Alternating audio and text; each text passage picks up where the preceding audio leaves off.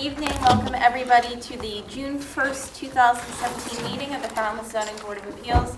I'll start by asking everybody to silence your cell phones if you haven't already done so, and by introducing the board. So from your left to right is Jerry Thomas. He's an associate member of the board. Next in line is TJ Hurry. He's the clerk of the board. I'm Kimberly Beelan. I'm the chair of the board. Next in line is Ed Van Kuren. He's a regular voting member, as is Paul Murphy. Robert Dugan is an associate member of the board as well. Sri Vajra is our zoning administrator, and Brad A. Geishecker is our recording secretary.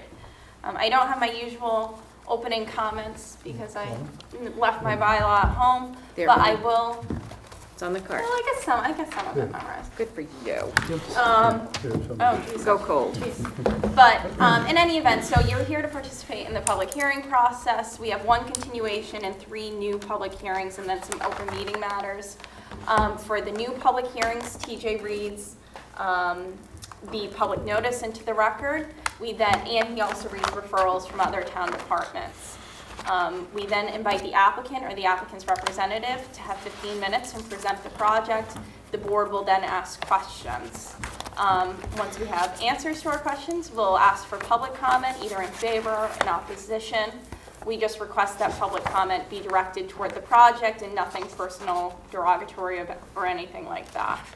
If we think we have enough information, we can close the public hearing. We'll make a decision tonight, right before you. If we think we need more information, we can continue the public hearing to a date and time certain, and we'll provide that to you tonight.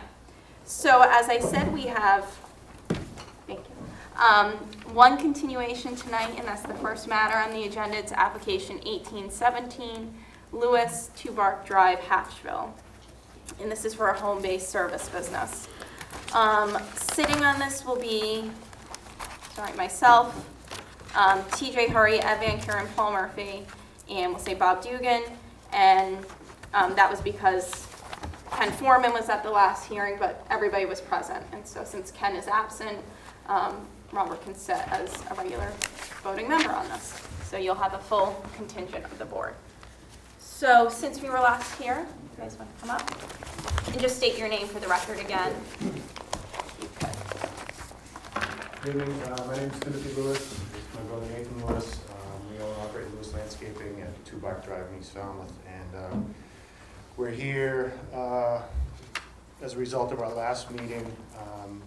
Hopefully we've cleared up all the issues that we had from our first meeting. We met with Sari. We went over all the issues that came up at the last meeting, and we believe we've cleared them all up. We've sent everybody a list of questions and concerns that you had, hours of operation, employees, vehicles that were staged on site or not staged on site, and trailers that will be kept on site. We also cleared up a couple issues with the town engineer. He informed us that where we hope to have our curb cut, which you can see comes in off of Bark Drive, which is a private road. Therefore, he didn't have any issues. The town won't need to be involved in order for us to have a curb cut coming off of Bark Drive. Everything else on the property is going to remain the same. Probably to address the issue with the neighbor who had one concern, we're just going to voluntarily go ahead and install a 6-foot stockade fence along the property line to alleviate any concerns that they may have. That would be the neighbor on the north side of the property line, in this section here, next to where we keep our equipment. We at the front of the property designated as? Right. Yes, what looks like the front of the property wasn't, I guess, officially the front of the property, so we had the building commissioner designate that. So this is now officially the front of the property. Right here in front, this is the house here. This is Pondview Drive. It used to be that this side was designated the front, but there are 2 fronts. Oh, we have 2 fronts, correct. So this side officially now on Pondview is the front of the property. So that, so we won't be having any storage of any vehicles or equipment in the front of the house. It'll all be on the northwest side of the property.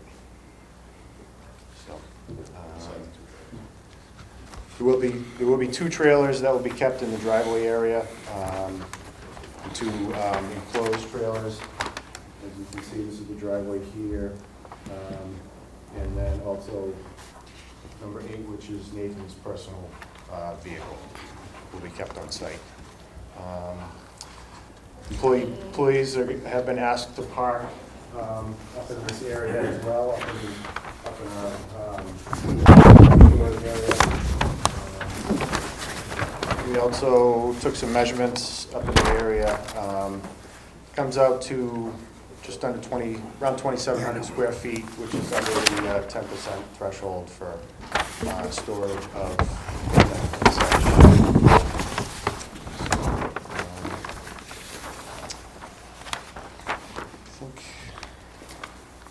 I think those were the major issues that were brought up at the first meeting. So we'll address those.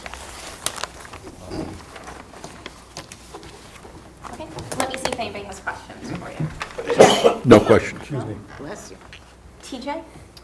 I think the last time they were before the board, you were in the process of purchasing either a truck or a trailer. Has all that information been submitted in terms of registration? Yes. Yes, sir, we submitted that before the previous meeting. All right, thank you. Is that all you had, TJ? That's it. Okay. No, I don't have any more. No. No, just on the employee parking, how many employee vehicles are there going to be? At this point, there's 2. Just 2? Yep. 2, maybe 3. Yeah, from time to time, we do have a part-time worker that comes in sporadically, so at the most, it would be 3. Okay. That's all I have. Okay, thank you.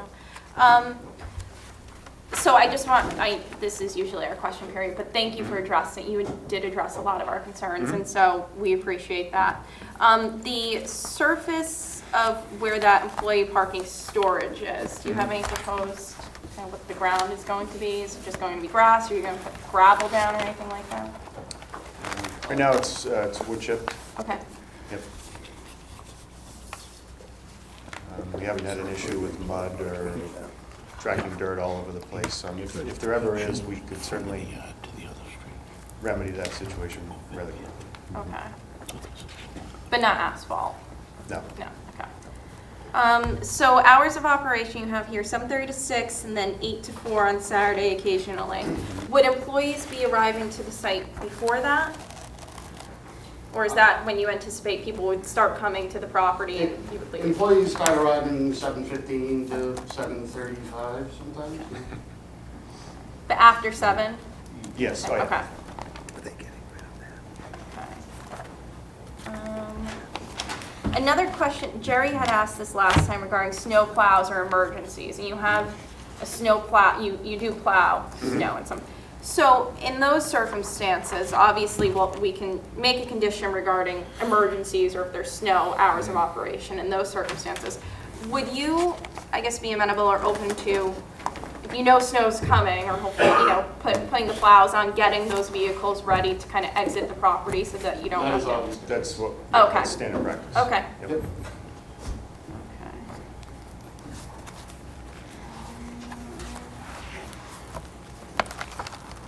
And then I know that you're installing the stockade fence. Are you still going to maintain, I think last time you said that you had arborvitae along that? Right, those will have to be moved. Okay, So we're gonna move those perhaps to the other side to just kind of screen it. Going to help anywhere where there's maybe some open areas, we're going to screen the storage area better. okay. So I think that's all I had. Ken, do you have any questions? No, nope, I came late, so I didn't, but it looks like they've addressed a bunch of the things that we raised in the first hearing. Yes, yep. Sari, do you have any questions? No, thank you. Okay, all right, thank you. I'll see if there's public comment. Anybody here speak in favor of this? Does anyone here speak in opposition? Okay, all right, thank you. So we'll decide what the board would like to do. I think we probably have enough information. Does everybody feel that way? Yeah, I do think so. Yeah. Okay, so would somebody like to close the Yeah, I'll public? make a motion. Thank you. I'll Is there- second. Okay, so that's Ed and Paul. All those in favor? All right. Aye. And then how would you like to proceed? Do we, yeah. I think they've answered all the questions we asked. Yeah, I think obviously at the last hearing, we had a lot of kind of outstanding Right. questions regarding the bylaw requirements. And I think it was great that they sat down with Sari and Sari helped them kind of go through it and say, this is what you can and can't do. And I think that they've addressed those concerns. The other thing, I think everything, there was testimony at the last hearing about how they have been good neighbors and that they have, really made an effort to operate kind of in the confines of the site to the best of their ability. So now this basically authorizes them to do what they were doing in a manner that satisfies the bylaw, which I think is good. Any other comments or anything, Jerry? No. Okay. All right, so I guess in terms of, obviously the bylaw has all those requirements, which will do all those findings, but I guess we need a motion to approve. Yeah, I make a motion to approve. I'll second it. Okay. Oh, the other thing that I think might make sense before we, wait, let me take, I guess we'll vote on that. So Ed moved to, Not until you do findings, you've yeah, got. no, but Ed moved, oh, right, sorry. Thank you. So Ed and But the Paul. other thing in terms of findings, I think it might make sense, at least for this first year, to do it on a 1 year, basically see how it goes, but with the understanding that we think this satisfies the bylaw, or does satisfy the bylaw.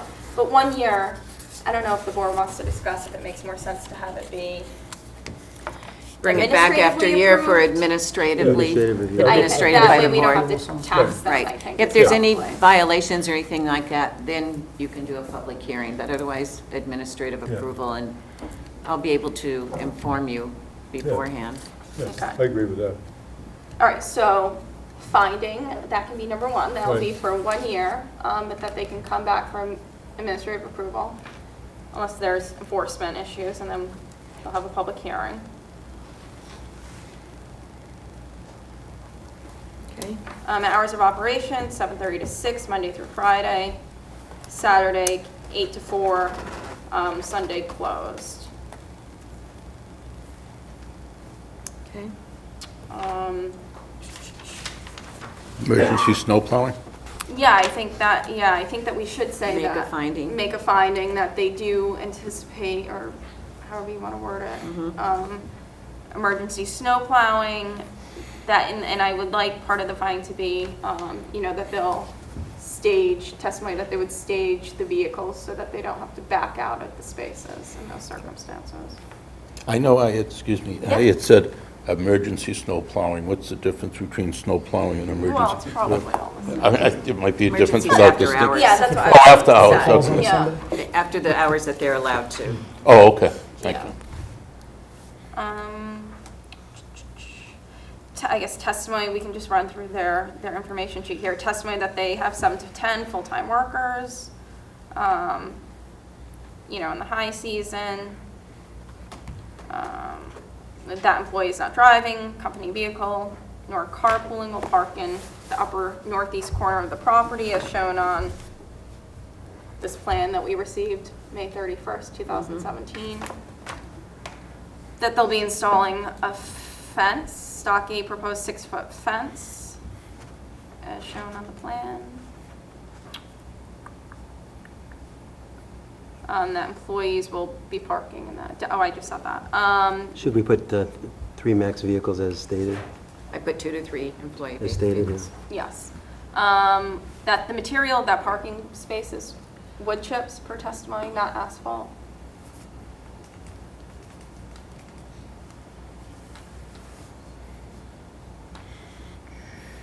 Okay. That testimony that they will be replanting, I guess, the arborvitae there on site to aid in screening. Question? Yes. Was that the one they agreed to go to 8 feet? Or is that where the fence is? I can't remember. It's a 6-foot fence. Stockade 6-foot fence is what is proposed. I think anything over 6 feet, you need a building permit, yeah.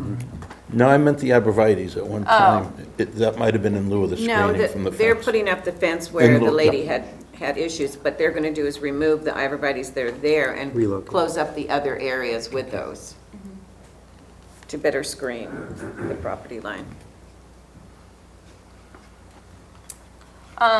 Finding that the front Front that yard on Pondview. front yard has been designated on Pondview. Finding that Bark Drive is a private drive and that, I don't know if we need to make that finding. The curb cut testimony. Also, we amended the application last time we were here for the 13,000 gross vehicle weight, so we finding, as to that there's two, right? Two vehicles over 13. Oh, one. No. Oh, excuse me, one's not, yeah, but isn't there Yeah, that five. equipment trailer too? Equipment trailer Bobcat 2014 is 14,000, so there's two, right? I read that right? Okay, Oh, Yeah. yeah, yes, So that, so one Yeah. truck, one trailer. yes. yes. That the storage area is under the 10%. They said right last time, no full-time employee or administrative employee on the property. Right? I'm sorry? Didn't they say something last time, I'm doing this from memory? That there's no like full-time administrative employee on the property during the day. Oh, you mean So that office? one station- Yes. Office employee? Yes, yes. I don't know if that was asked. I don't I No, thought remember it- that. It was asked about employees. They said no employees on the site all day. I thought that I had asked. Doesn't 24162E address that? No one stays on site during the day. Yeah, so do any of your employees stay on site during the day? And Tim Lewis said no. Okay, good. So we can find that, thank you.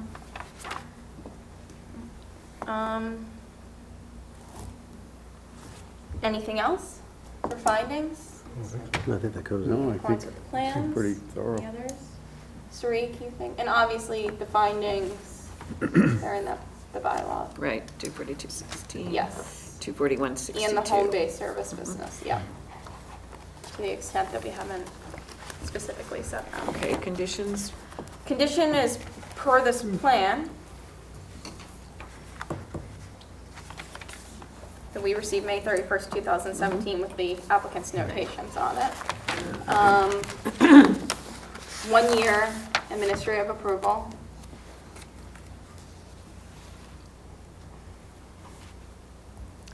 do you want the one in here about the vehicles, if they're sold or any new Yes. ones Yes. exchanged, that they have to submit the vehicle trade-off?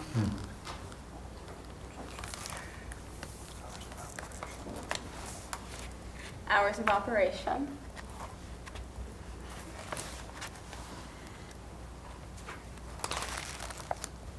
With the exception, if, we can, I don't know if we need to, in terms of like the snow plowing emergencies, or if we should include that in the condition.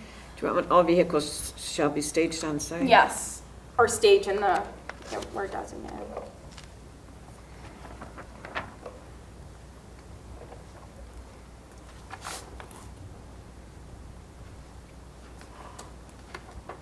Okay, Anything else you think for conditions? not that I can think of. Okay. So that was Ed's motion to approve, Paul seconded it, all those in favor? Aye. Any opposed? None, so that's unanimous. Thank you. Thank you so much. Thank you very much. Thank you.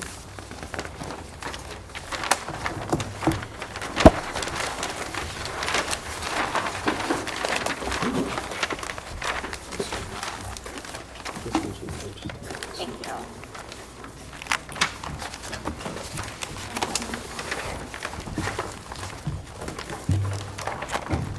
Okay, the next item on the agenda is number 2217, 17 Strandway, Hatchville.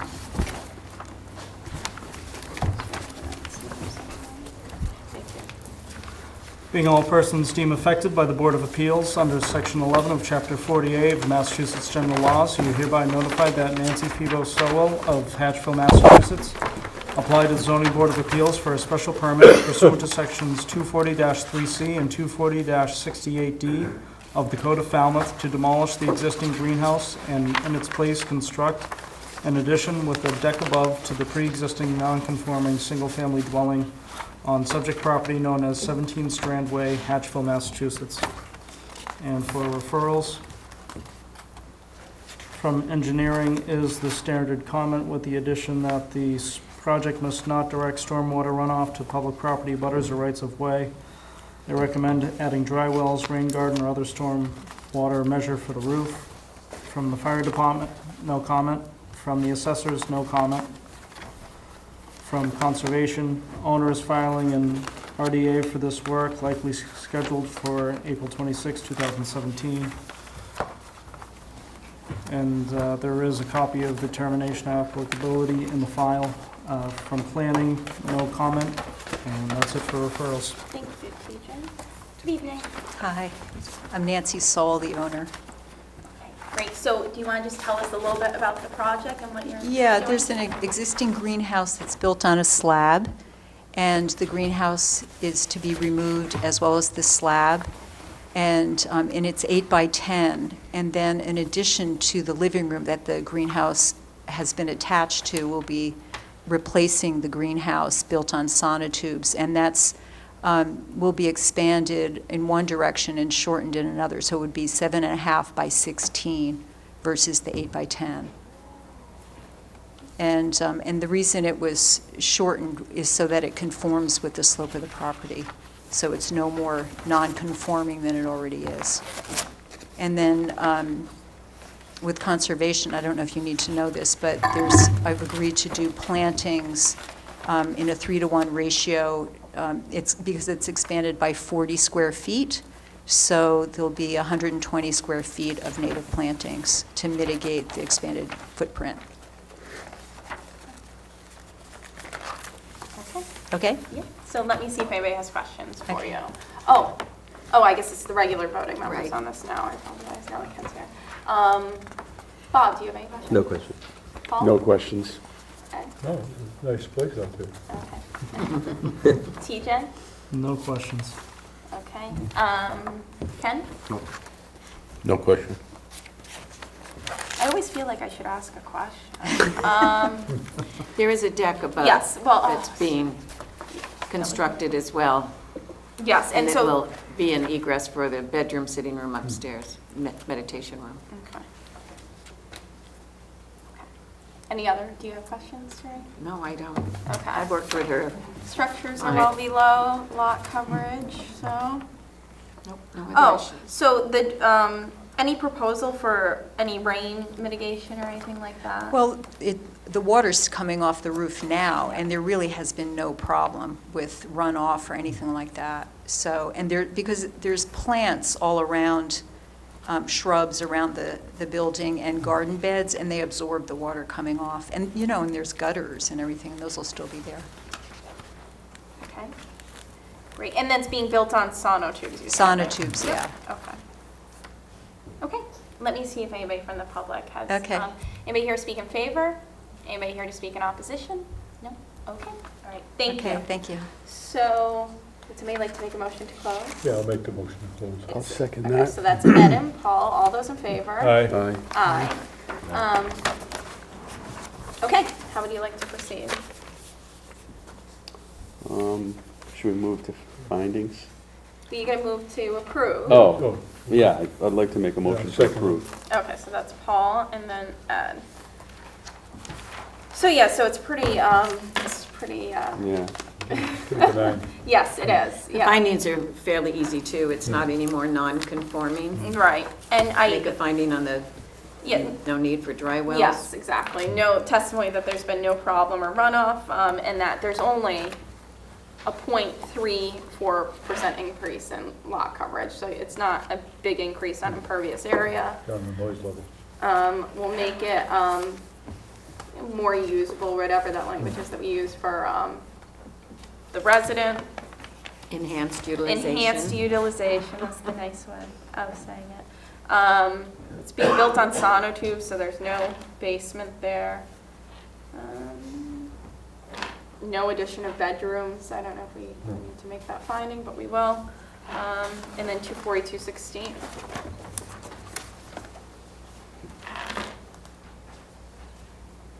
Okay, conditions? Conditions per plans. Mhm.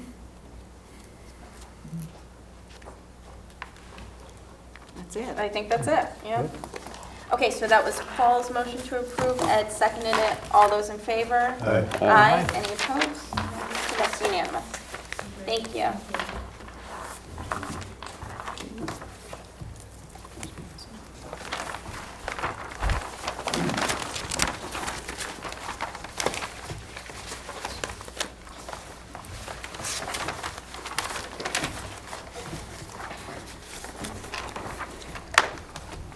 Okay, so the next application on the agenda is number 2317, the Resource Inc., 550 T-Ticket Highway, T-Ticket Clipper Ship Apartments. TJ will read it.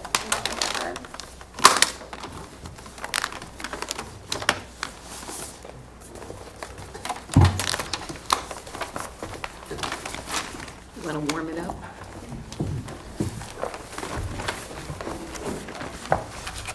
Being all persons deemed affected by the Board of Appeals under Section 11 of Chapter 40A of Massachusetts General Laws, you are hereby notified that the Resource Inc. for Community and Economic Development of Massachusetts applied to the Zoning Board of Appeals for a modification of Permit 16 under MGL Chapter 40A and Section 240-57D of the Code of Falmouth to allow construction of 5 duplex housing units with community building and amenities with 28 existing rental units on a 6.34 acre parcel known as Clipper Ship Apartments, 550 T-Ticket Highway, T-Ticket, Massachusetts. And for referrals from engineering is the standard comment with the addition that the project must not direct any stormwater runoff to public property, butters, or rights of way. There's also an attachment from engineering stating that they reviewed the project with the planning board under site plan review with comments to the revisions 1 and 2 that were made to the project regarding the stormwater systems.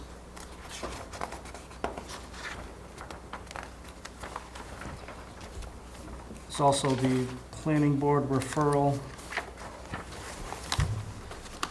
regarding sewage, water, parking and access, grading and drainage.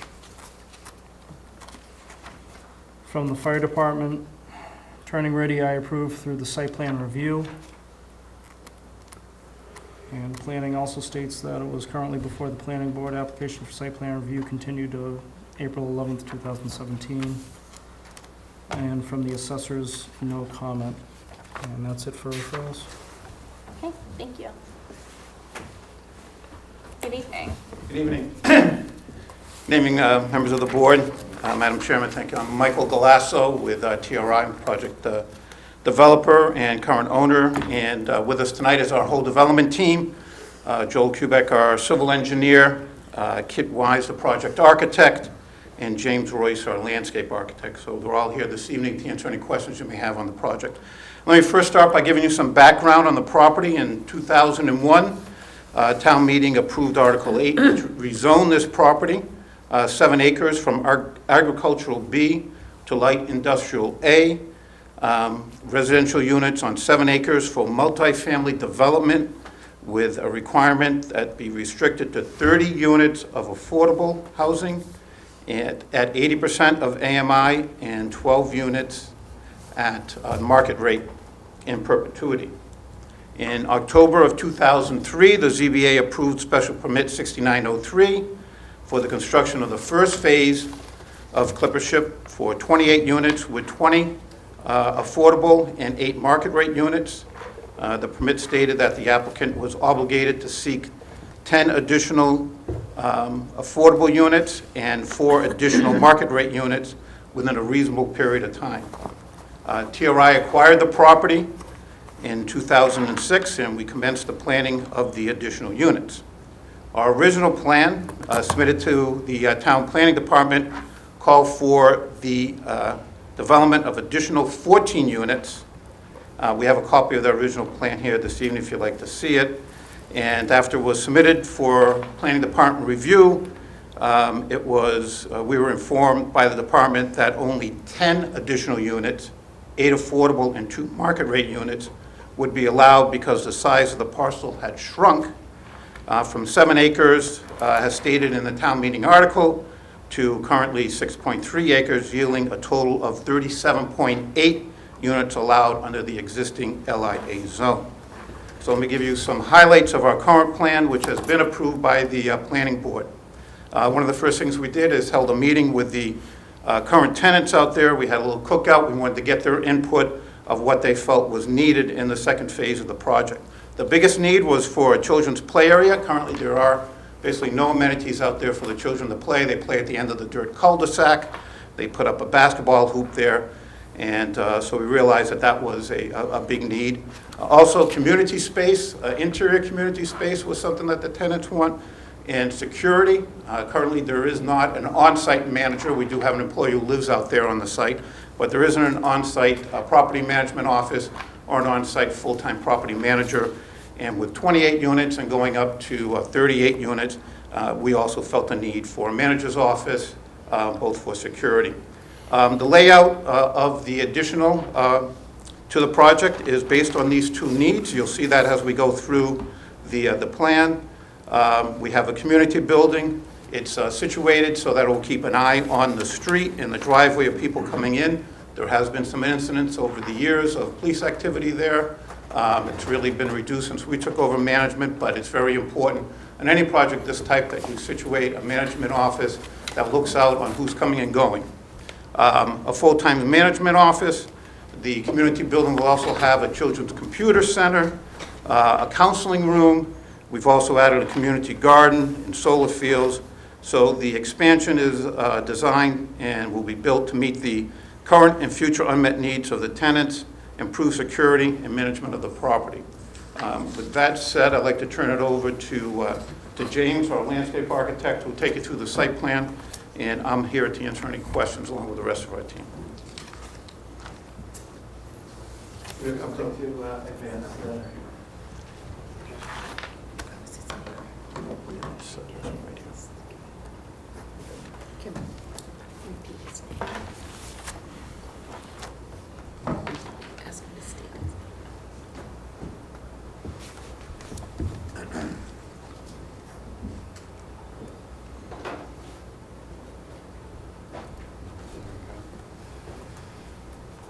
Thank you. My name is James Royce. I'm a landscape architect with Studio 2112 Landscape Architecture.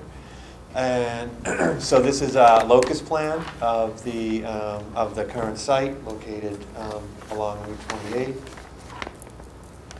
And then this is an aerial of the existing site showing the existing units and parking lot configuration. So the where's the there we go. All right, thank you. So the proposed, so the entrance, Route 28 is out on this side, is the entrance, and there's a row of existing units, 4 units here with a parking lot. Currently this is just a dirt road extension, and the site extends, and the proposed expansion is up here to the north part of the site. So here's the overview, existing conditions photos along the streetscape as you enter the site. They kind of walk you through the site. Looking to the north, existing parking abuts the existing units. And then this is the current trash and disposal area, which will reuse and expand under the proposed development. And then this is the view to the north where the expanded development is proposed. So here, this is flipped the other direction. This is going north, very narrow site, very linear, narrow site, existing development, and then the proposed is in this area here. So for the site plan, so for a reference, here is the last existing unit, and now this is flipped back the other way. So this is north. This is the green area you saw in the last image. So we've worked closely with the design team to come up with a site plan that supports both the program elements that Michael was just describing as far as the community center, visibility, and creating the sense of community with the new units. So starting with the vehicular circulation, here's the existing parking, and then the existing roadway terminates somewhere in this area. So we looked at a number of configurations. The driveway basically loops around this central community area and loops back, extends along the length of the property with the proposed units located here with the parking interspersed between the units.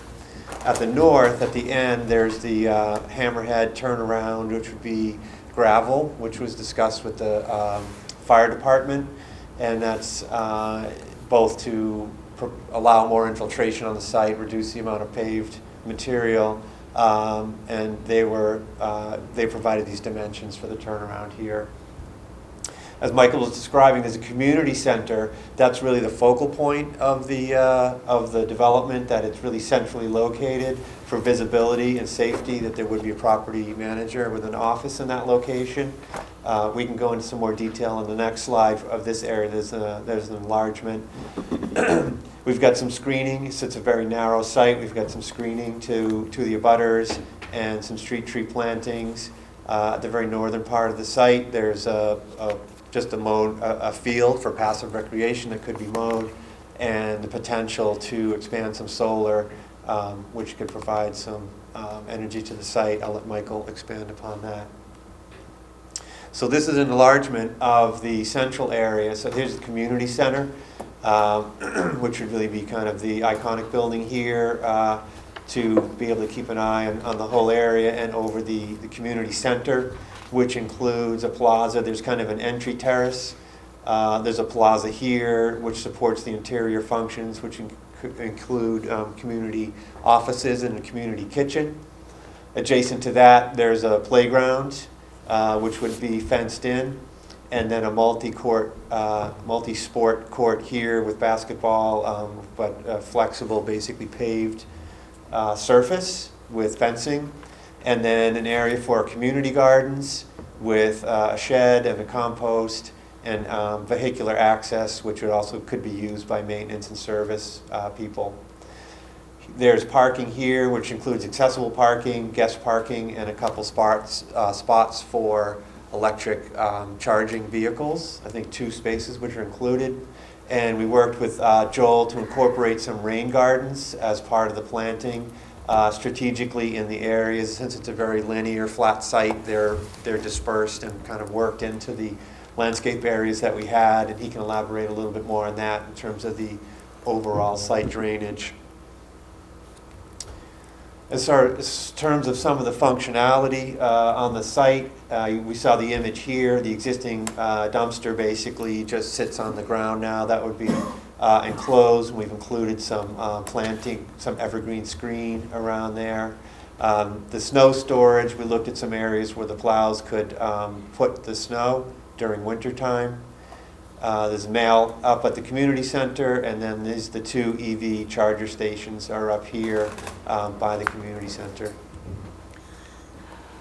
This is just an enlargement of where this existing trash and recycling area is. We're just showing some screen planting, and that would also be fenced. This is a little bit too detailed to see. Apologize for the scale, but this is a more detailed planting plan where we have more street tree scale trees around the driveway in the community center. Mostly red maples. They're all native and adapted species.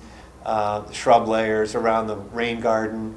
We're proposing red maple, which would also be water tolerant in the rain gardens, and some evergreens around the building, and some shade trees to provide some shade on the plaza and the play areas. And then as you move into the proposed residences, this is more residential scale, that there's a sidewalk that runs along the edge of the driveway, and the path lead into the porches for all these units, which are accessible or visitable. And then there are accessible spaces, and the parking lot are dispersed in between the units, and there's small sort of shared green spaces in between. So the lighting would be a combination of post-top pedestrian scale fixtures and some larger along the driveway, higher fixtures with the arm These would be probably 16-foot range. And this is a parking summary where existing we've got 56 and there's 32 proposed spaces, which include 26 standard and 6 accessible spaces. So with that, I'll turn it over to Joel to elaborate on the grading and drainage. I don't know if I have this plan up here, but Joel Kubik from Holmes McGrath. So we did do the layout of the roadways and the drainage, as well as septic systems for the proposed development. As was previously required of the existing dwellings, the market rate units are all serviced by denitrification systems. This is a stabilization area. It's not a nitrogen-sensitive requirement to install denitrification, but it was a requirement of the special permit, so we've continued with that with this second phase of the development. As James mentioned, there are rain gardens.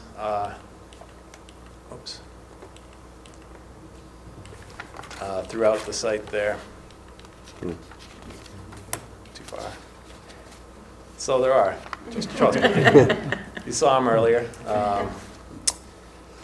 And as well as catch basins along the southern or eastern side of the road here that go into subsurface drainage. So the one change that was mentioned by the engineering department was that the drainage structures had changed from the site plan review by the planning board.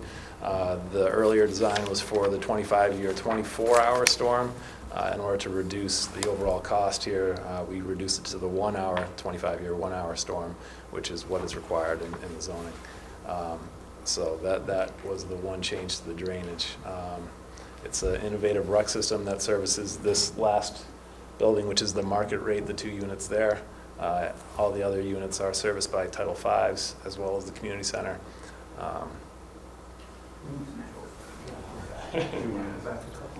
There we go. You got it.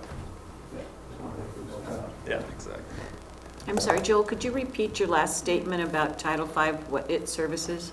So the affordable units as well as the community center are all serviced by their Title own V. individual Title V systems.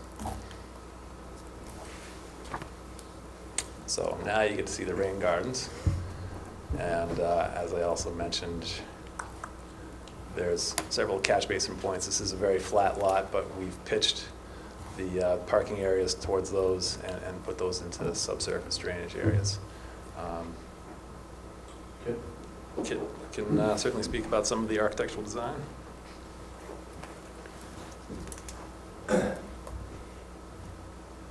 Good evening. I'm Kit Wise, architect, presently in Providence. I used to be here in Falmouth for many years. We are proposing very simple Cape Cod-style buildings, nothing fancy, but nothing too plain. This is our let me see if I can figure this out. Right. Yeah, all right. This is our community building. Where's the pointer on this thing? All right.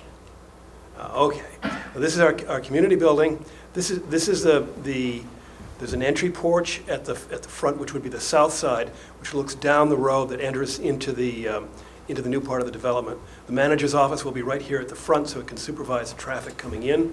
There will be a large community room with a kitchen area for doing experimental cooking and training people on cooking.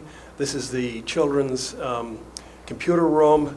There's a counseling room here, some storage, stairs to the basement, and accessible toilets. And this is a door out to the back where the community garden and the play areas are. This is the front elevation of the building with a little porch on the front and the manager's office. The principal units, there will be four buildings, 4 duplex buildings with 2-bedroom units, each about, I think I came out to 995 square feet. They'll have front porches, they'll have individual identity as separate residences. They will all be visitable which means that a person in a wheelchair could get into them, and that the bathrooms will be accessible by a person in a wheelchair. And then finally, we have 2 units that will be fully accessible with all the ADA and Mass AAB requirements for clearances and accessibility throughout the 2 units. Those are our buildings.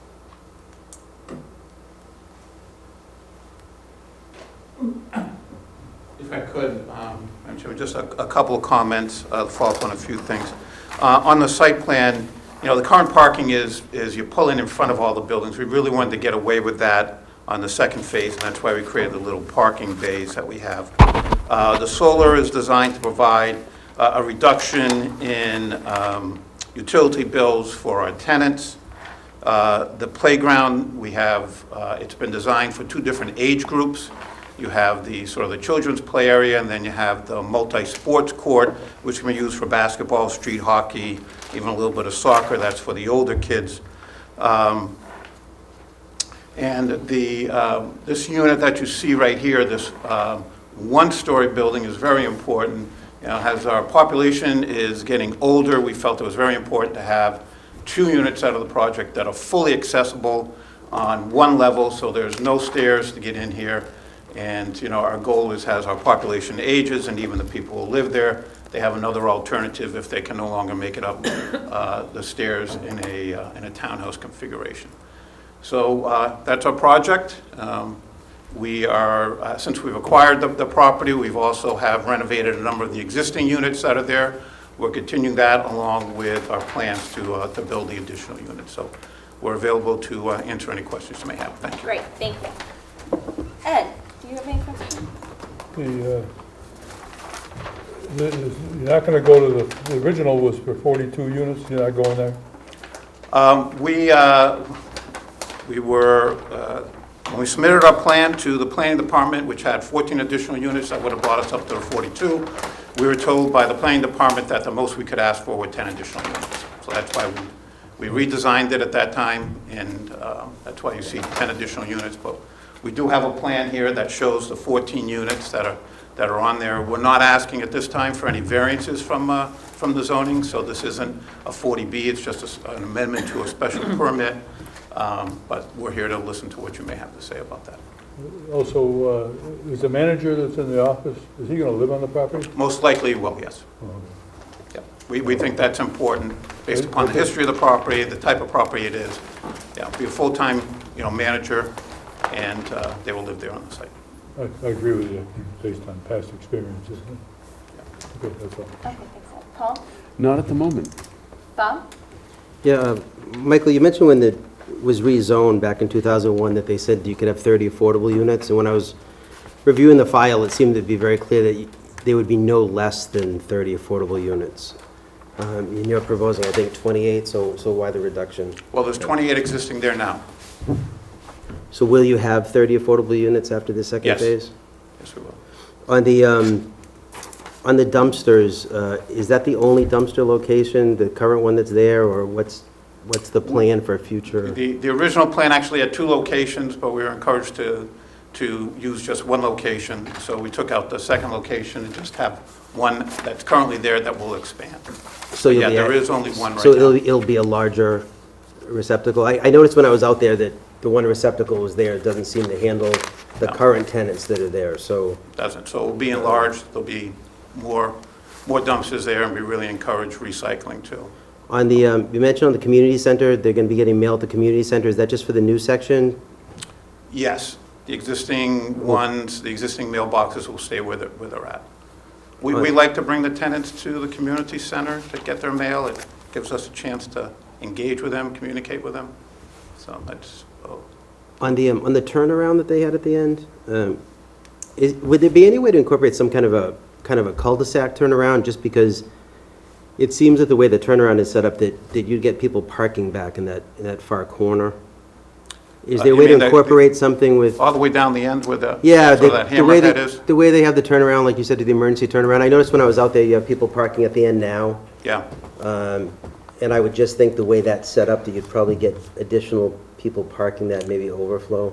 Well, I think one thing about having an on-site manager is to police things like that and make sure that wouldn't occur, and we would also, red curb it probably too. So I understand the existing situation isn't ideal out there, and that does occur, but I think from a management standpoint, it's something that we could handle. As far as, redesigning it, I have to ask Joel whether or not, he's shaking his head. We've got a long, narrow lot. And one of the things that we're faced against too, and one of the reasons why the buildings, you see that red line, is a 25-foot setback from the adjacent property because of change in zoning from on the other side of the red line to there. So that really pushed our buildings forward than what we originally had in the 14-unit plan too. On the solar field, is there any way to incorporate some of the panels into at least the newer buildings so you wouldn't be taking up so much space? The reason why we ground mounted them is, one, we have the land there available, and that's the least expensive way to provide solar. Putting them up on the roof is a little bit more expensive, so it's really being driven by economics, yeah. How do they handle excess electricity? They sell it back to the grid? Or? Yeah, there won't be any excess from these number of panels. Yeah.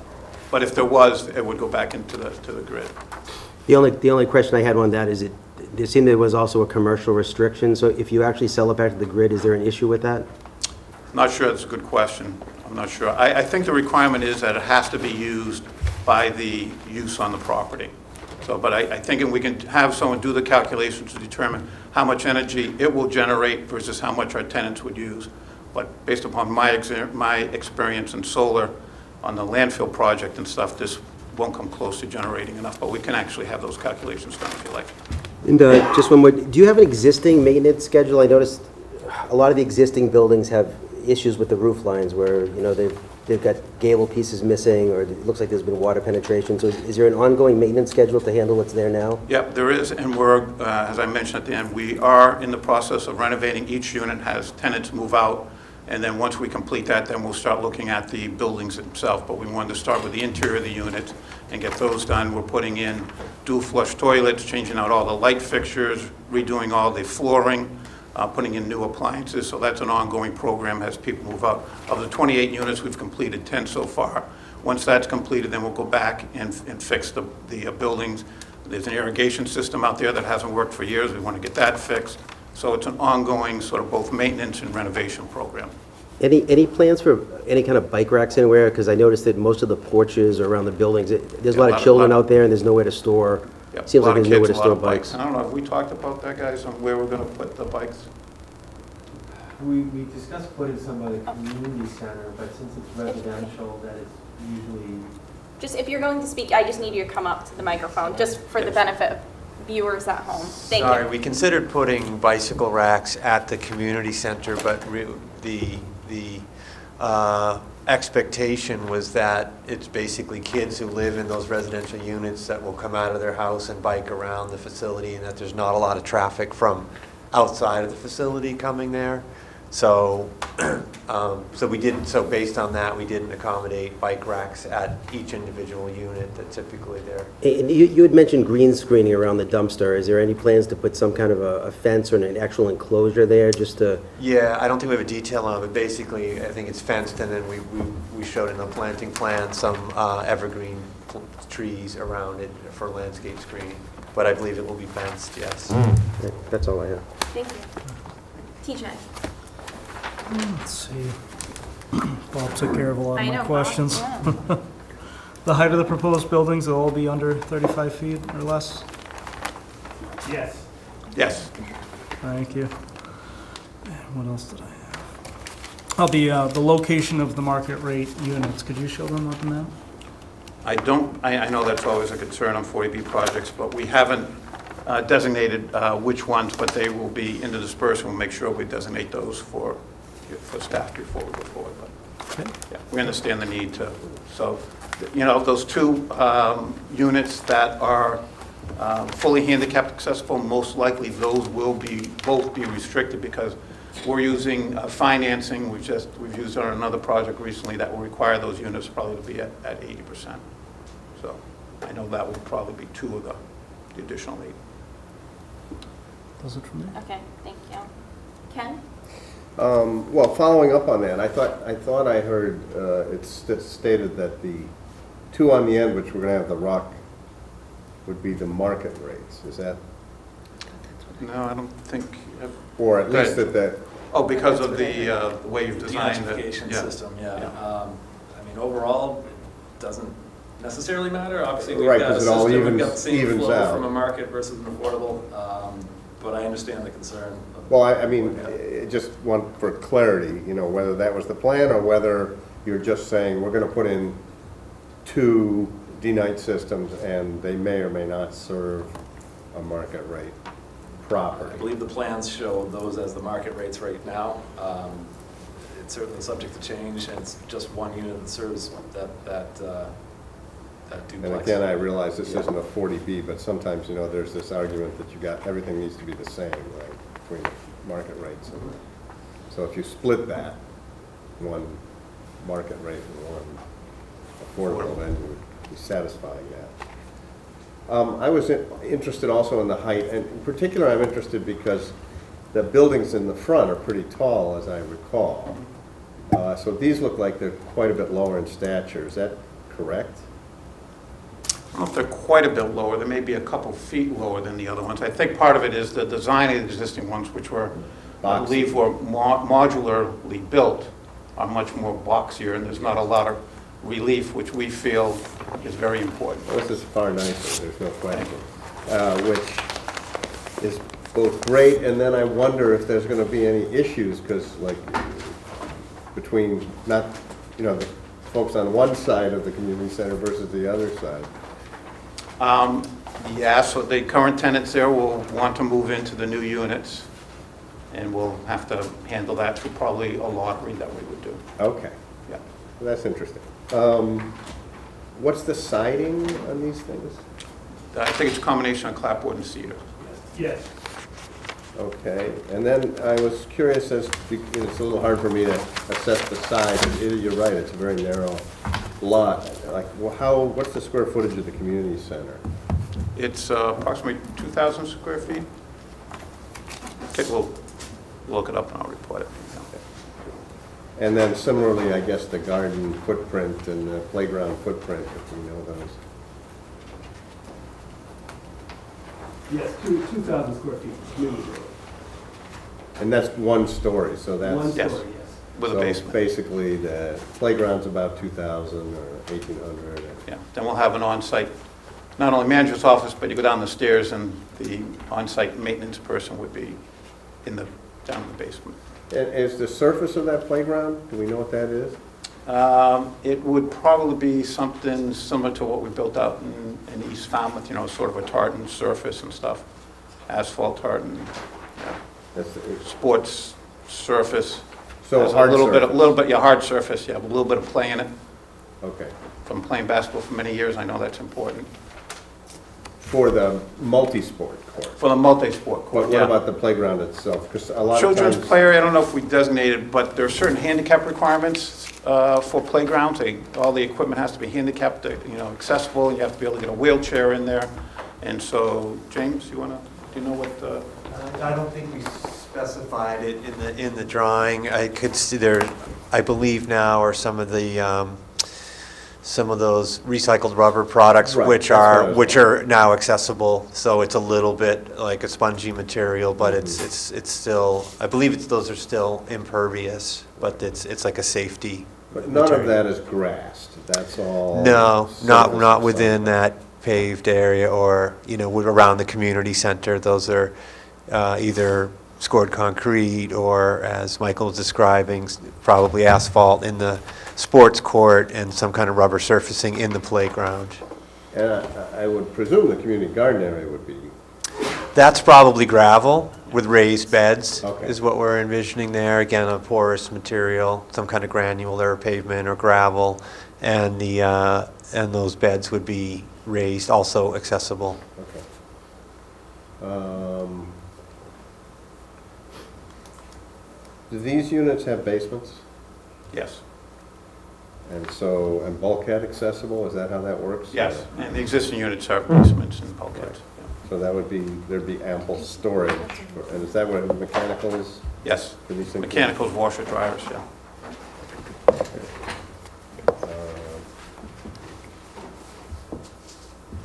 And then the total bedroom count, I guess. They're all 2 bedrooms. Every unit out there are all 2 bedrooms. Yeah. I think those are my questions. Okay, thank you. Jerry? All of mine, I've got a couple minor ones. What is an experimental kitchen versus just? We realize that lower-income people usually don't eat very healthy because of cost associated with that. So the kitchen that we're planning on to put in there would be one where we teach people how to cook healthy using items from the community garden. So it's sort of that holistic approach to affordable housing, that we're not just providing housing, but we're helping these people live a better, healthier life, and that's part of it. And will these are the final plans, but I notice are those to scale. There's no actual elevations, or do we generally accept that as a board? The board will condition, either ask for it to be at the next hearing if there is one, or condition prior to issuance of building permit. And He's last used to one, dealing with 40B, so I think that's where the confusion came in. We took it as preliminary. okay. And what's the current performance of a rec system? The current performance of the system that's out there? The rec system that you tend to put in? Because there is one out there right now. No, okay. those are all on these systems, which Yeah. aren't allowed anymore. The current performance, I think, Mr. McGrath probably knows better than I do. Keep it short. Non-technical. Every year we file an annual report. The last year report said the average septic tank effluent was, I believe, 78, and the average final effluent was 11. Those are milligrams per liter. Thank you. Good performance. Jerry, do you have any other questions? No. Okay. All right, so a lot of mine have been answered, but I just wanted to go over. So when this, you said when this was initially approved, it was at town meeting or rezoned, it was 7 acres, right? That's what was reported on the article that was submitted to town meeting. It Was says 7 more acres? or less 7 acres, I Yes. think is that. Yeah. So has land been pulled out since that time? Joel can answer that. He has a history. And actually, the prior owner is here this evening, too, might be able to answer. So that, the town meeting vote was in November of 2001. In February of 2001, a subdivision went forth that took a little bit of land to the pieces on either side of the entry driveway. So then it went down to 6.34 acres on that. Okay, so it was it February 2002? Nope. It was before? So I think Okay. agreements had been made, and maybe that plan just hadn't been made aware of, but that's what I found in my research of it. Okay. So it did change over time through the agreements and everything else, and the restrictions and covenants reference the 6.34 acres. So that's kind of why the planning board is saying that because of the 6 units per acre density that's allowed, that we can't go up to that 42. And then one other point while I'm making that is that there was an agreement with the town that was obviously part of all this. But in 2005, that was amended to require 70% of the units be affordable, not a 30 versus 12, it was 70%. And as we're proposing right now, it's almost 74% of the overall units are going to be affordable. So I just wanted to make that point. Okay, did that document that you're talking about, I apologize if it's in the file and I didn't see it, but that changed the 70% affordable, did that explicitly in any way kind of reference the restriction that requires no less than 30 affordable?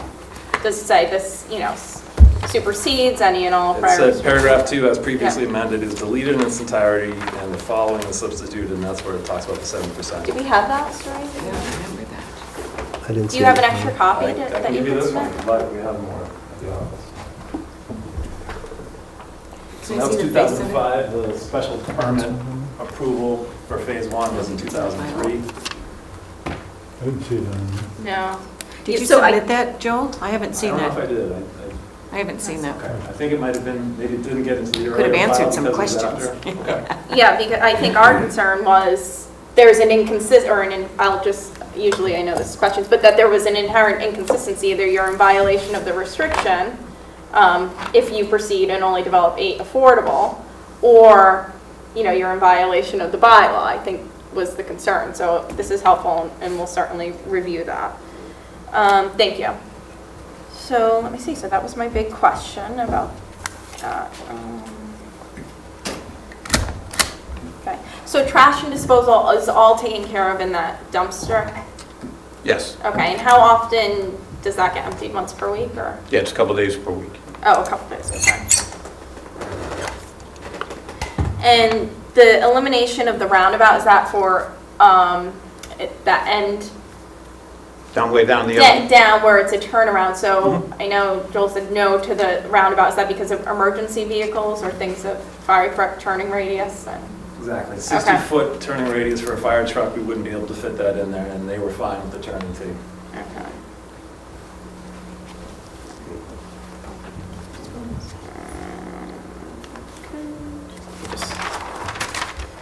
So some of the lights along the drive said that they'd be approximately 16 feet. Is there any concern about spillage onto neighboring properties or anything like that at that height?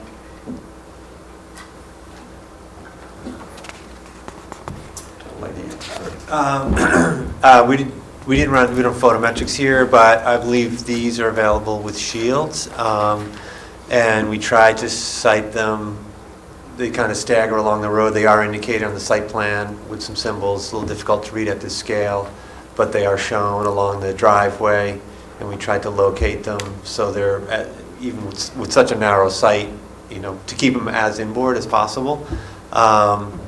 So we've tried to minimize that risk, but there's just a few along the driveway to give overall light, but then along the sidewalk, they're lower pedestrian scale fixtures. Okay. So we could look into whether there are like the backlight shields on this specific fixture. Okay.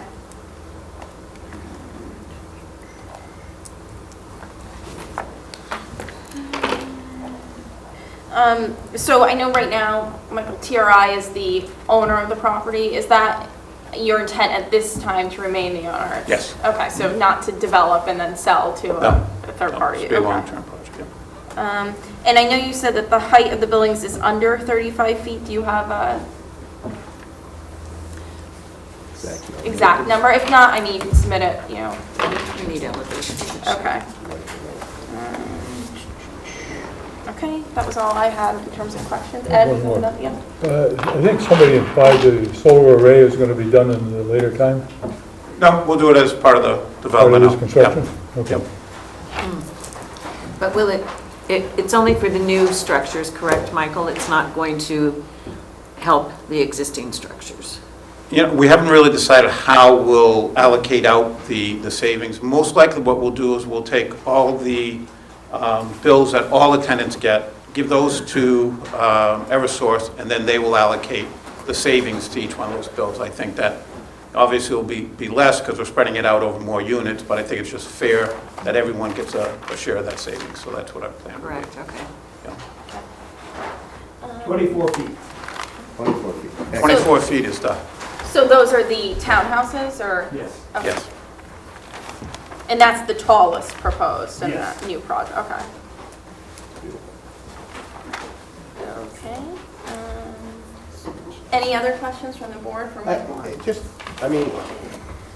Are there, I keep looking at the existing development, is there any thought about doing anything to improve those structures or landscaping in any way? Yeah, well, definitely improve the landscaping. I mean, one of the reasons why landscaping doesn't look that great is the irrigation system hasn't worked in years. So we're exploring that, trying to figure out where it's backed up, and that would be fixed, so that's going to help the landscaping, and we'll probably improve the drive-in too, that you'd see, yeah. I think you'll see the evervarieties on the driveway coming in are overgrown, and so those are going to need to be pruned back. Still shield the adjacent property, but I think they need to be trimmed. And when you add this improved lighting or add this lighting to your new section, is that going to be uniform throughout the whole drive, or? They're very similar to the lights that are currently there as Okay. you drive in. Those poles all need to be painted and cleaned up a little bit. but we weren't planning on changing out the existing So ones. overall, things are going to improve. Yes, and hopefully they've started to improve since we've taken over the ownership and worked closely. There was issues there with people weren't being income qualified who lived there, so we spent, actually, we put this property under contract in 2013, so we spent 3 years just going through and getting all the tenants qualified, getting all the documentation that's necessary to make sure they're all qualified.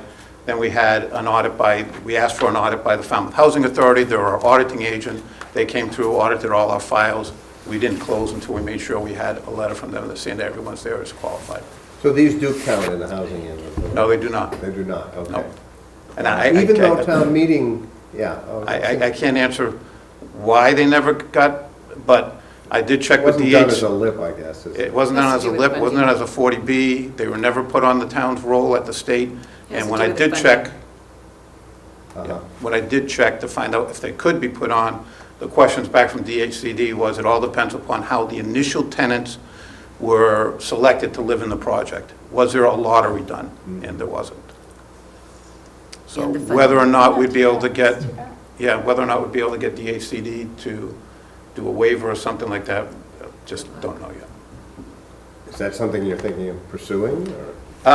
It's, after going through it on a 40B project, it's a long process. If there was some good cooperation from the town that would help and assist with that, then, we'd take a look at it, but probably not just on our Certainly own. it's to the town's advantage to get as many units counted towards the inventory as possible. It would help, as we know. Okay. So, any other questions right now? Should we open it for public comment? Public? Okay, thank you, Michael. Yep, thank That's a you. nice presentation. Thank you. Would anybody like to speak in favor of this application? Yes, please. Yes, please, just for the viewers at home, and if you could just state your name, that would be great.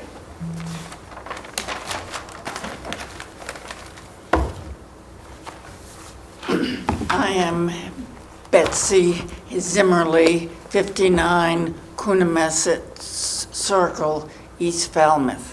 I'm here representing the Commission of Disabilities here in town, and we're trying to become more visible, and that's why we're here. And I'm here in particular because here are some units being built, and they're going to be handicapped accessible. This is marvelous. I only wish there were 4 rather than only 2. And I hope that we can work with you and maybe come in, because we sometimes find out that when our handicapped members go in to what is supposedly to work, it doesn't quite. So I hope that perhaps we will be able to come and see as you go forward. But with our elderly population growing, I think we really need to think about handicapped accessible. It is just so important. Now, are all the units If you could just address your questions to me, and I'll get them answered for you. Are all the units going to have at least doorways that are, that a chair can get into a unit that may not be handicapped accessible? The reason I ask is that I have a friend who can't get into most of her neighbors' houses because there's one step up. So they are all visitable. All the new units will be visitable. I think that's great. Yes. That's great. And thank you very much. Thank you. Thank you for the positive comments, too.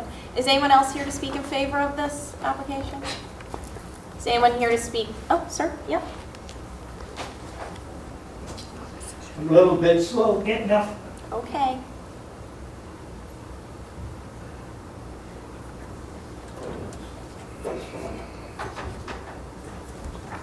It means it's fully handicap accessible. I don't know, maybe that's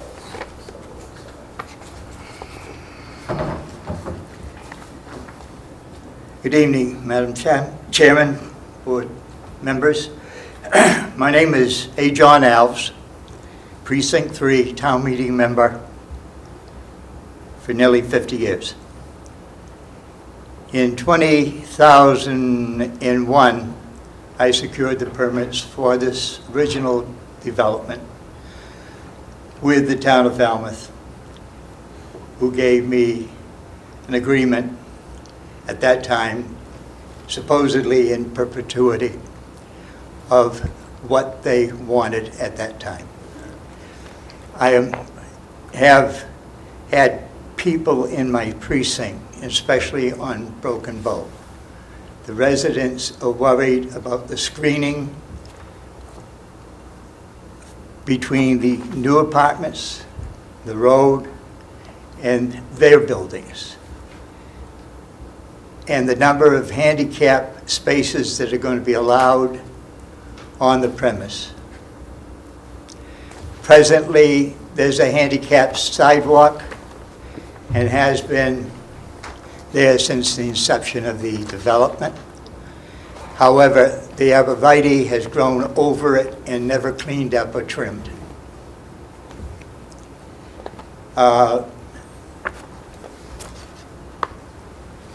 A little bit about this particular area. Did most of you walk the area? Have you been back there at all?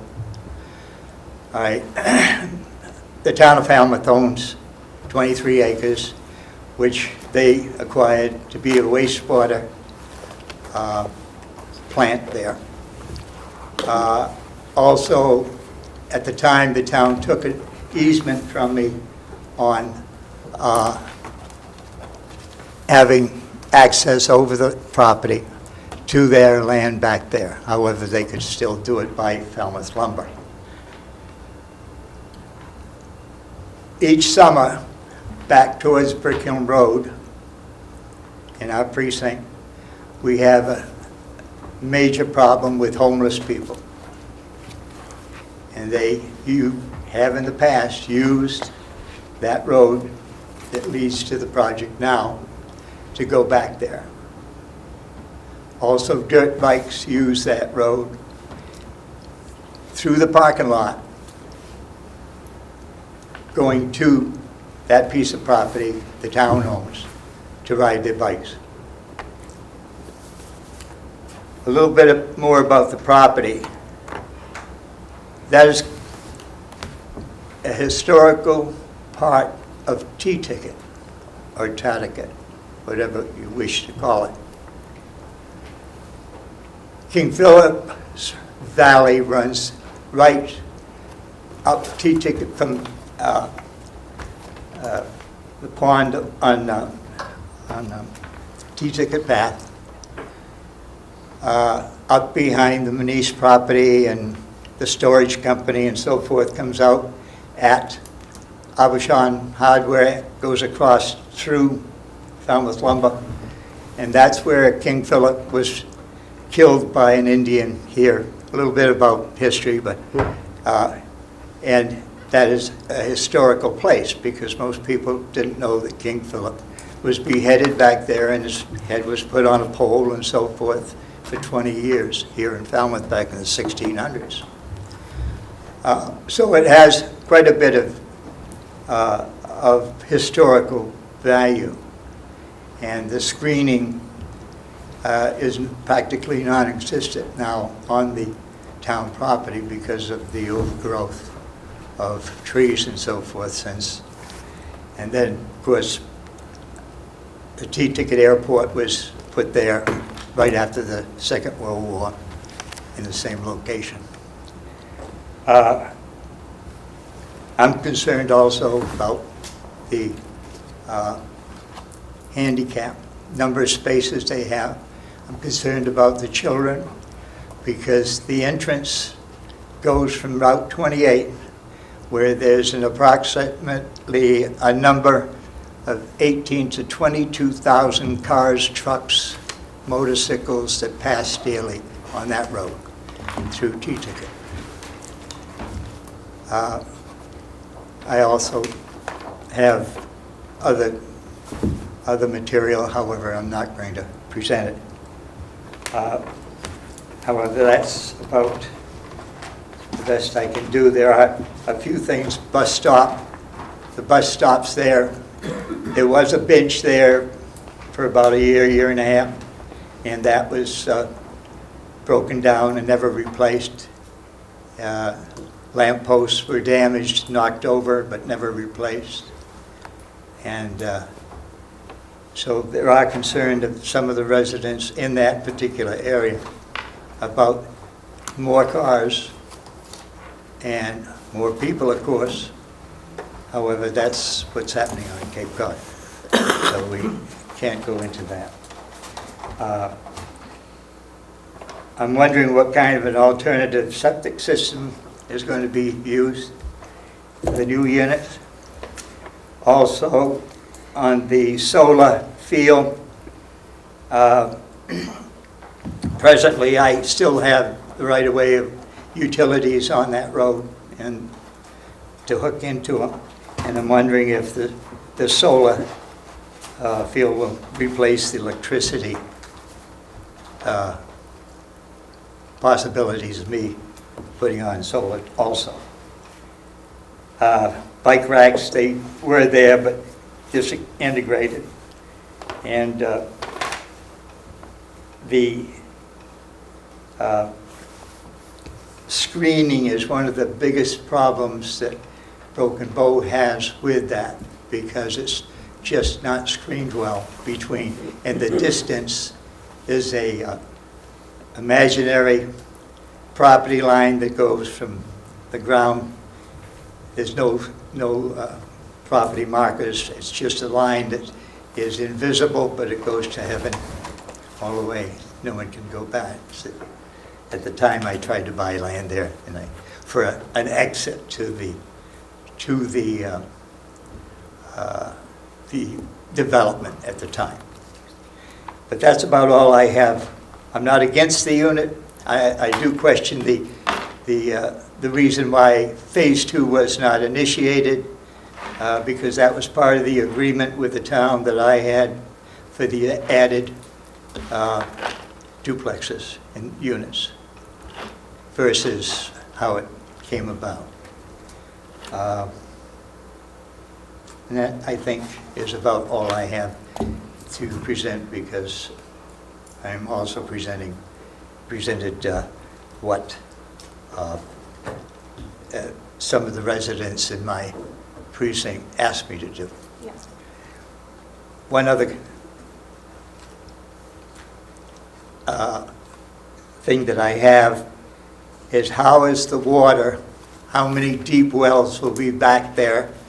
Because when it rains like it has in the past week or two, all that water comes right down through the back. We still own the 2 pieces of property in the front, and all the water comes back through my asphalt driveway to 28, around the corner to Broken Bow, where there was a well. However, the well is sinking into the ground because the water, they get so much water from back there. How is that going to be curbed in the future with the added building back there? And I trust that Mr. Glasso has got the necessary permits from the building department and so forth, so we'll leave it that way. Thank you. Thank you. We'll get answers to your questions too. I'm just going to see. Is anyone else here to speak in favor of this? Would anyone like to speak in opposition to this? Mr. Glasso, we'll give you a chance. I don't know if you want to respond to anything that was said. I know the board did ask for some just additional information. I think it makes sense for us to review that restriction too, but I don't know if you wanted to respond to anything that... Well, from Mr. Al's yeah. comments, screening Broken Bow, we'll take a look at that. I'm not sure we've touched yet on that on our landscaping plan. The number of handicap parking spaces, I believe there's adequate out there, but we'll take a second look at that too.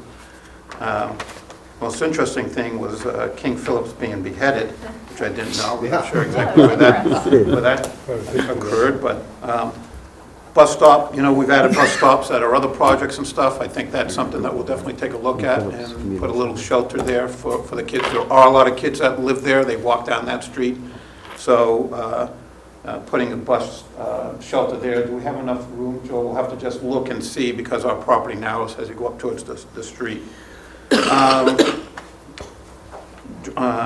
Damaged light post, we'll take a look at that and see if it needs to be replaced. The alternative septic system he had some questions on, and I think Joel and Mr. McGrath covered that previously as far as what we're doing there. The water drainage, I don't know, Joel, if you have any comments on that. So the, find those rain gardens again, but one thing about the existing, while I've got it up here, if we want to talk about the screening from Broken Bow, you can see where the last house, Broken Bow, is, where the existing last unit for our Joel, can you project. speak into the microphone? Absolutely. Thank you. The last unit on our property existing, and the furthest developed part of Broken Bow, that's the last house there. This is all undeveloped Broken Bow here. And so there's the last, so I think that house is right here. So as far as screening, there really isn't anything there now. We're obviously going to be proposing some landscape trees along the road here and stuff, but just to address that, but we could certainly look at more screening if needed. As far as the drainage, where'd that thing go again? So the existing road ends right in here. This is going to be pitching down to this rain garden, gets collected, and everything else is headed further up to the other rain garden in here. You can see that little spillway, and there's a rain garden here. So everything else is pushing down this way. So there shouldn't be runoff from the new development going back down the road towards 28. Is that first rain garden that you showed, is that a new, or is that there? It is not there. The Okay. end of the pavement's right here as we extend it'll- this way. That's going to be a new spillway, new pavement, and a new rain garden to collect that little area of new pavement and everything right there. And then also all the buildings are put into dry wells to reduce the runoff from those. Have you looked at the existing drainage? Because I do know that it does collect quite a bit there when I've gone through. And that catch basin doesn't seem to be working. Has that been looked at near the street? We haven't looked at it.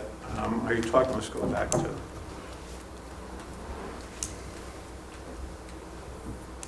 You're talking catch basin at where it meets T-Ticket? Is that where? Right, close to the edge of the road. Yeah. No, but But there it will, there is water from the edge of the building there, and sometimes it collects over near where the other four are, depending on how hard it is. But it does seem to flow towards that way, like the catch basin isn't working. Okay, we'll go out there and take a look at it. Yeah. Kids love the puddle, though, I gotta say. Well, we said they don't have any play area out there, Yeah, so. well. Okay, go ahead. All right, so Kimberly. I think Ed has another question. Like when you look at the end of the driveway on 28, about putting a shelter there. Yes, right where, Could you also take a look at making a turn for the bus? a little turnout for it to pull off? Yeah, because So we'll talk otherwise, to town otherwise the engineer. bus stops in the traffic lane. Yeah, And if you got 2,200 or 1,000 cars going up and down there, yeah. it's going to back the traffic up on 28. Yeah, and I think that it's 28, and I think it's a state road, so we'd have to talk to Mass DOT too. But you need 80 feet, if you pull in and pull out. Yeah. Oh, you're talking a turn lane, basically. Just for the bus. Yeah. Just for the bus to pull all the way off. Right. I think it's Otherwise 80 it feet is stops the them. length they need to pull in and to pull out. Right. You need 80 Right. feet. Yeah, I don't think we have 80 feet of frontage there, but we'll. Well, maybe you could do something with. Well, the town owns the nice big 20-some-odd acres there they're not doing anything with, so maybe we can get them to cooperate. And I think there's a little bit of an incline there too on that Yeah. street, so. Okay, so I think we ask questions. Sorry, did you make a list? I have a list that, Okay. you wanted, I believe you wanted a little bit more information on the lights, and he was gonna look Yes, into the the shields, shading. on yep. the Shields. Elevations, Mhm, if for we could buildings. get some elevations that have the height with the grade, from mean grade, the whole bit. Yeah. Do you want me to get an opinion from town council on the agreement and the 2005 change? Yeah, it wouldn't hurt. Because I had a question on that, 'cause, yeah. Do you? I just read it. It seemed to be contemplate what we were. I just didn't know Okay. if they amended paragraph 2. I just didn't know if they said anything with paragraph 1. I think it was I haven't- paragraph I haven't even two. seen it, I think so might I have don't been know. paragraph. Paragraph 1 refers to the town meeting vote, and it Oh. refers to the same limit again, so I just don't know if that has to be I haven't seen it, so changed. I'll have to look at it. Yeah, so I don't think it hurts, right, to have it in the Right. file, Right, have and Frank then- Duffy say yes, and then we're, it's a positive for the applicant, Right. because that's And really. then he discussed a little bit the bus stop, he's gonna look into that. Yep, some screening. They're gonna look into the screening and management. Is it going to be managed through TRI, or are you going to hire a property management team? No, we'll be managed through TRI. We Okay. manage our own properties. We have a Okay. property manager, a general property manager who works So, for yeah. us. But, Okay. yeah. And they're going to look at the catch basin out front too, and. Right. I mean, overall, I'll just say, I think this is a comprehensive, nice project. I think you're always very thoughtful, and I think you certainly show it here, so. It's just my 2 cents, but I think We'd it like would be some more good final, to have some more. final plans, yeah, because this is not a information. 40B. Exactly. So get those so the board can approve that, and he doesn't have to come back. Yes, so how long do you think it would take to get an opinion from town council? Well, there's no town meeting, so I don't know. I mean, they have Pat there too. When were you so- thinking of continuing this? That's probably the better question, looking at the schedule. Could we do July 6th?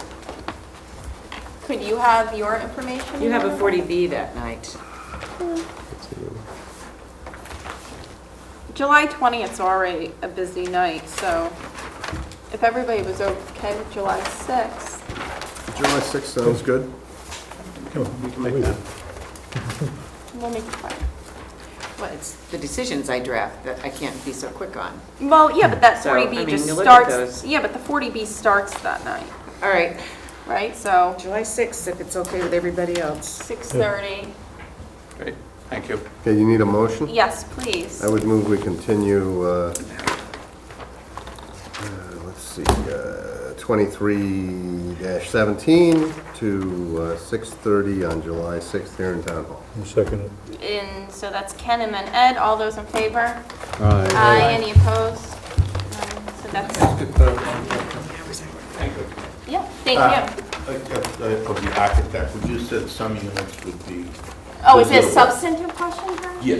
Oh, I would. Wait for the continuance. Yeah, wait for Okay, the all right. continuance, yeah. Because we just closed the public hearing. Okay. Or, excuse me, continued it. Continue. We did not close, we Did not close. continued to July 6th. Okay, does anybody need a break or should we just keep going? I just need a quick drink of water. Okay, so we'll take a 5-minute break.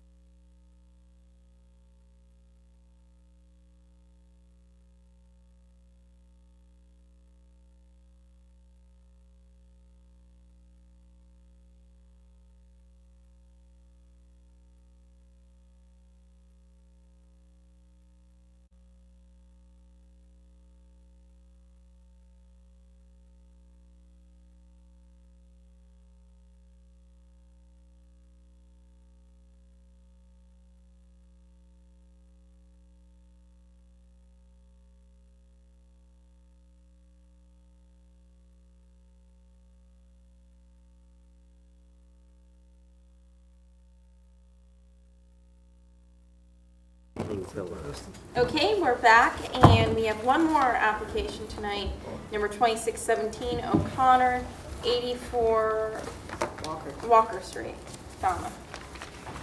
Being all persons deemed affected by the Board of Appeals under Section 11 of Chapter 40A of the Massachusetts General Laws, you are hereby notified that Brian J. O'Connor and Sandra Allen O'Connor are apply to the zoning board of appeals for a special permit pursuant to sections 240-3C and 240-216 of the Code of Falmouth to construct additions within the footprint of the decks, increasing existing habitable space within the pre-existing non-conforming single-family dwelling on subject property known as 84 Walker Street, Falmouth, Massachusetts. And for referrals, Thank you. She's important. from engineering, it's the standard comment with the addition that all work appears to fall within existing porch and deck footprints. From fire department, no comment. From planning, no comment. From the assessors, no comment. And that's it for referrals. Okay, good evening. Good evening, my name is Michael McGrath. I'm a registered engineer and professional land surveyor. I work for Holmes & McGrath. We are the agents for the owners. This is a pre-existing non-conforming structure at the corner of Walker Street and Prospect Street. This is in a residential C zoning district. It's non-conforming. The lot is only 5,800 square feet. There is a non-conforming front yard in that it's only I can't read it, 6.9 feet from Walker Street to the the steps here. It's 11.5 feet from Prospect Street. The structure has non-conforming lot coverage in that it's over 20% by structure, and then the coverage by structure, pavement and parking, or impervious area is 42.1%. They both are non-conforming. So in order to change the structure in any way, it's a pre-existing non-conforming structure, so we have applied to the Board of Appeals for a special permit. The special permit, basically you have a series of standards that are in the zoning bylaw, and you also have a requirement that the project have no adverse impact.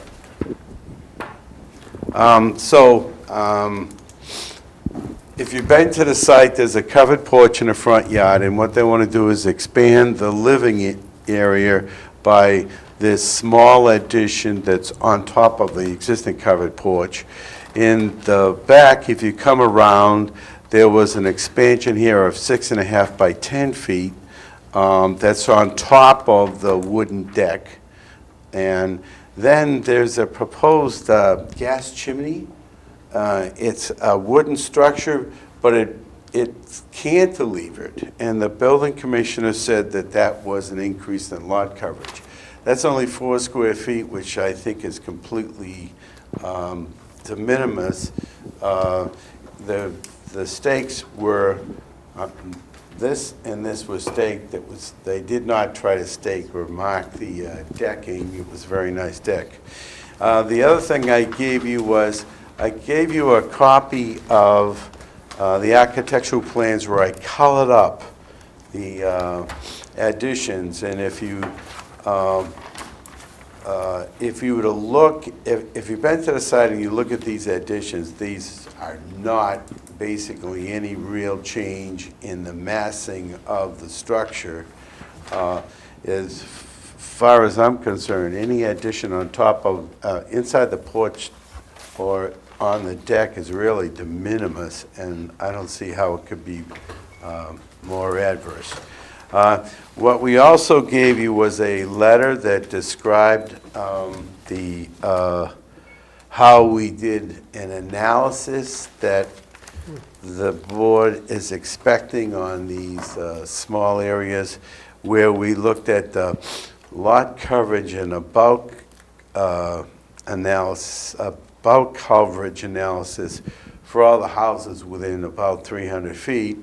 And I gave you basically a spreadsheet where we looked at the areas of the principal structure, and we looked at the lot coverage, and there is a out of these 36 houses that are all residential, there was 36 that we analyzed, and 15% of them have lot coverage in excess of 20%. And out of the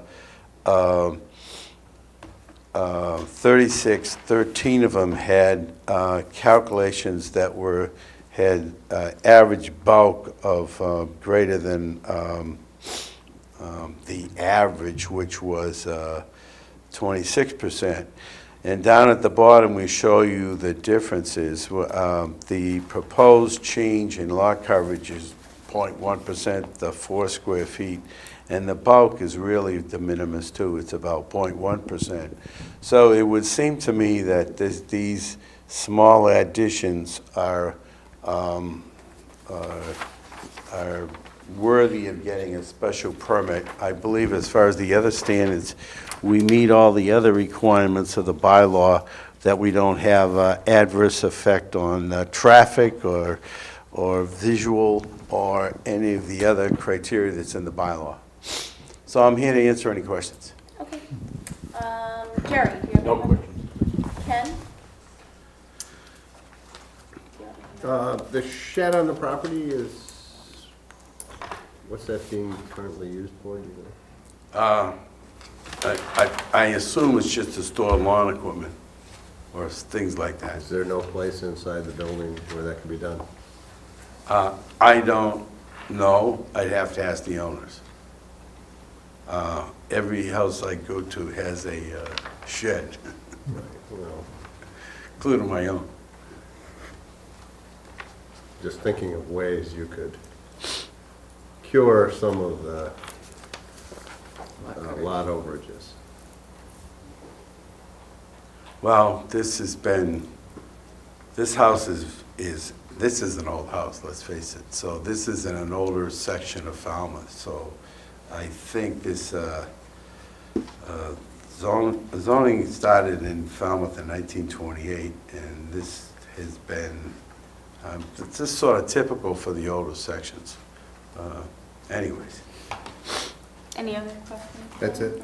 TJ? Oh, I can't ask my question about the shed. Sorry. Ed? None. Robert? No? No. Sari? Do you have any? No, it's obvious that the chimney is that added 0.1%. I know, but you're increasing. I don't disagree that it's not, but is there anywhere else that you could kind of save that 4 square feet so that at least stays the same? Decrease side width of steps or something like that to stay at least at the same lot coverage? Do you think if we condition that remain the same, you could accomplish that somewhere? Perhaps I should have appealed the decision of the building inspector, because the zoning bylaw used to have permissible projections, and it said the permissible projections are defined in the building code. Well, they changed the building code, and Didn't count before. it would not have counted before. So it's unfortunate that we have this issue. To me, it's de minimis. 4 square feet is virtually nothing. So, just a thought on the, let's see, what direction is north? On one side of the deck here, the big deck, the steps are built into the deck. On the other side, they project out from the deck. Build it in, yeah. It's a good point.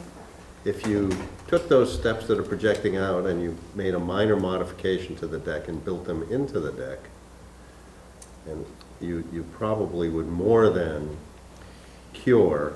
You'd reduce it. Yes, you'd reduce it. And then we could happily say, no less non-conforming, in fact improved. I obviously can't agree to that without talking to my client, so. But it's I think the dilemma for the zoning board, well, at least for me, on the zoning board, is that when you come to us with changes, you're supposed to be moving towards improving your ability to conform. You're not supposed to be making things worse. I agree that it's a very minor change. Well, to be blunt, I don't agree with the concept that because the building code changed, somehow our bylaws changed. To me, the permissible projections date back to the 70s, and whatever was approved then should be approved now, because they've, unfortunately, the bylaw says it's as defined in the building code, and there's no more permissible projections defined. So the other way you could do it is you could agree with me that this is a permissible projection. And then we don't have to worry about this. You should have been a lawyer instead of an engineer. God, can you imagine how awful I'd be as a lawyer? My ego would be really up there. Pardon me? Yeah, I know you say it's, I get it. I get the situation, but whenever we make a finding of de minimis, it's something that's happened on the ground, a construction issue, usually, where they come to us and they say, oops, it's been constructed, and we're 1 inch over, or whatever it may be. I just have a difficulty, and it sounds like Ken does too, saying, okay, we're going to approve an increase, even if it's a minor increase. I just don't think it's... Well, I think there's a simple cure that's not too costly. I mean, you know, to just chop off a little bit of this. What would you, if Deck we and build said, in the so that steps. you don't have to come back, obviously, and your clients don't have to pay you to come back, if we said condition lot coverage remains the same at 27.5, so you have to find that Or is 0.1%, less. you make that happen. 27.4. 27.4, I Well, apologize. the other way to do it is don't increase the lot coverage. Yeah, That's what you're saying. yes. Just move And 2 of then the 3 steps You back. could pick it up wherever you want. I have to be careful. I've applied for building permit to rebuild my deck so. Well, I think that's a cure. Then it would be up to the applicant and/or you, Michael, to come up with a way to cure this, whether it be remove a step and make it landscaping or cut the stairs into the deck. I've recommended that to quite a few people that have come for administrative approval. But, you know. That would be a suitable way out of it. Okay. Okay. Thank you, and sorry for being... No, At least Ken's also being a stickler. Okay. it's only 2 steps. Yes. Okay, so does anybody else have any questions, or good, other than that? All's good? Oh, good. Yeah, otherwise, I mean, obviously, it's a minor change. I mean, this- Okay, so is there a motion to close? Yeah, make the motion to close. Is there a second? Second. All those in favor? Aye. Aye, and how would you like to proceed? Motion to approve, anyone? Yes, just make the motion to approve. Second. You're gonna do the conditions? Yep, so that's Ed and Paul, and so findings and conditions. So findings that largely within the footprint. Majority is within the existing footprint. Is it something? Did I write that? Majority of proposal within existing footprint. The proposed additions do not increase the footprint, except for the proposed chimney. Well, yeah, I'll figure out a way to Yeah. say it. So we find, well, we have to have a finding that, so the proposed chimney increases it by increases lot coverage by 0.1%. And make a finding. Well, that's a finding. That's a finding. The other additions do not, because they're built over existing. Over the existing. Yes. Deck space. Yes. So there's 2 findings. And so and the other position, the other additions, I think everybody would agree, certainly modest additions. Yes. No, they're appropriate. And make a finding that, as proposed, it would increase lot coverage, pre-existing non-conforming lot coverage by 0.1%.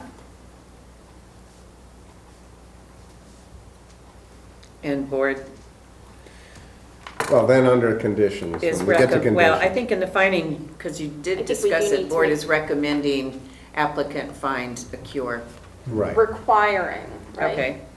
Board is requiring. that, Applicant. so such that the that the lot coverage remain at 27.4% or under, At or below.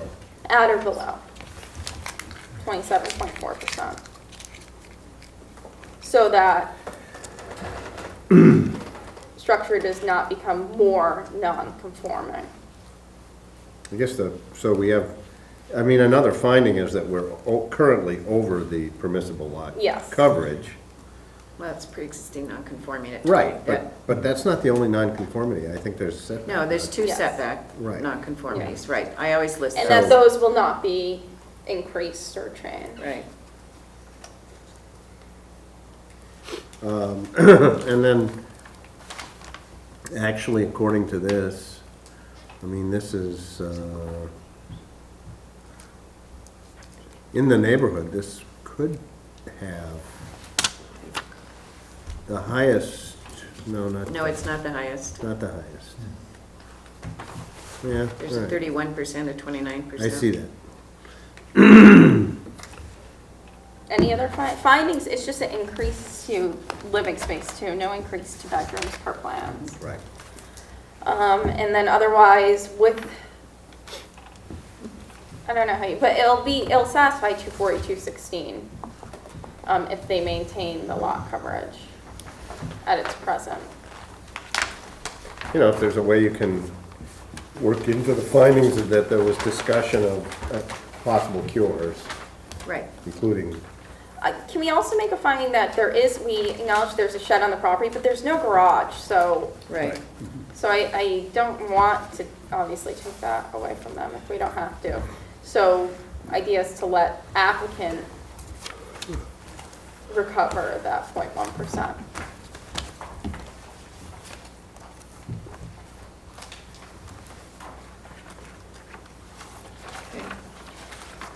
Conditions would be, I was gonna say per plan, well, yeah, Modified plan. per plans, but they'll have to submit Per architectural plans. per architectural plans, And then revised submit as built, site plan showing lot coverage not increased or less, not increased. at or below. The existing 27 point. At or below 27.4. Okay. and that included the as-built, sorry?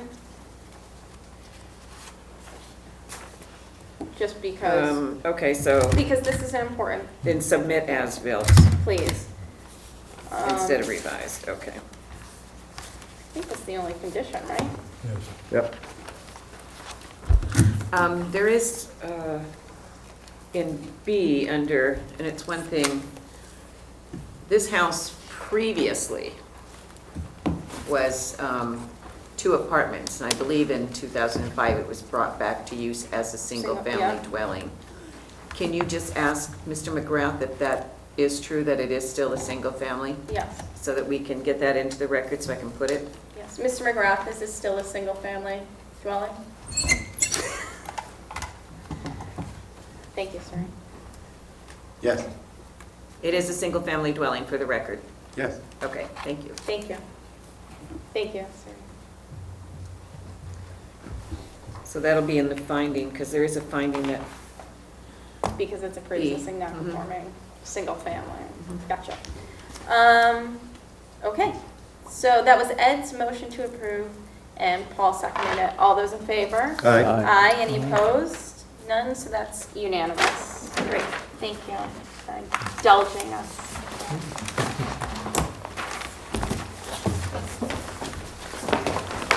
okay. Did everybody have time to review the minutes? I know a couple. Yes. Yes, is there a motion to approve I make a those? motion to approve. Is there a second? Okay, so that was Ed's motion, Jerry seconded it. All those in favor? Aye. Aye. Any opposed? None? We'll skip that. that, review procedures, policies. We have a meeting so soon on Monday Monday, in the please Civil don't Defense forget. Room Please don't forget. at 6:30 6:30. for Liberty Green downstairs. And then June 15th, I did query the board members. Of course, Member Foreman will not be here, but we do have an executive session at 6 o'clock. Yes, perfect. So I will remind the board about that. Good night, Michael. Thank you. Thank you. Good night. And that's for Duclos?